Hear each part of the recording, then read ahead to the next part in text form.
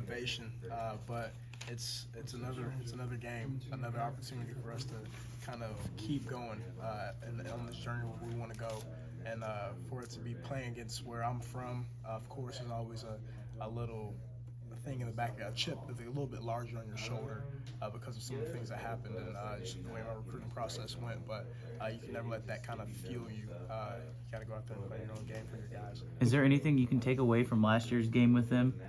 Yes, sir. I mean, first and foremost, they have a really good defense. Have some guys coming back from that team last year. Just the way that they operate. We played down at UT, and understanding that, man, we're going to get a four-quarter fight out of them. And that's exactly what happened this past game. They came out on top, so we have to understand that coming in, it's going to have to be a 60-minute fight the entire time. What's been the key to you getting those 100-yard games against Texas the last 2 years? 100% the O-line.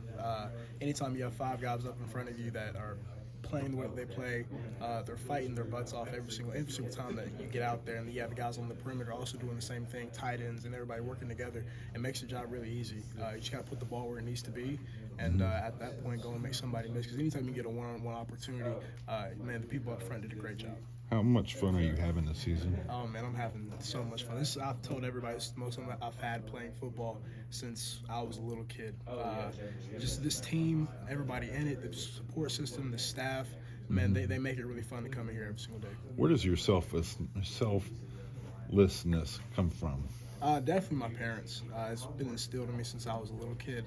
I'll never forget my mom, man, she ripped into me one time after my first flag football game whenever I didn't want to shake anybody's hand because we had lost. And after that, it kind of put me on the right path. And ever since then, she kind of showed me the empathy and the way that you have to conduct yourself as a football player in this status. What's the biggest thing you've learned about yourself this season?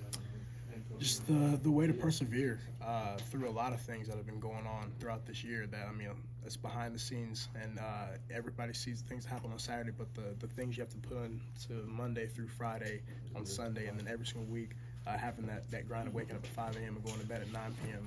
and having a packed day and understanding that this is what you have to do to succeed. I'm proud of myself for the way that I've handled that. Mm-hmm. I asked Coach this question, but I think it was a conversation you guys had in the locker room. A team of all Cooper Beebes versus a team of all Cade Warners. Who you got? Is this a fighting match or No, football game. Football 22 game. Cooper Beebes, Okay. 22 Cade Warners. I don't know. I mean, because I got to go Cooper Beebe, just the brute strength.